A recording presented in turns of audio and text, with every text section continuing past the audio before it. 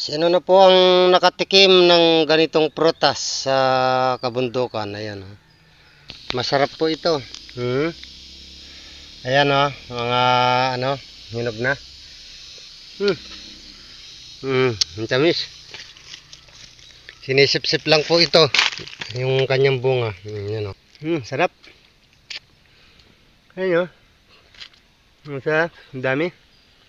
Diba? Ayan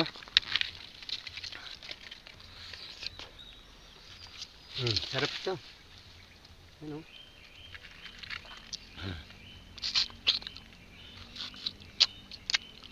tawag sa amin ito ay meat.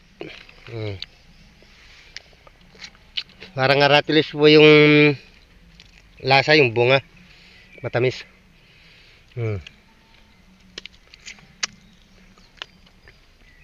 Ayan, maraming salamat po mga kaalunan.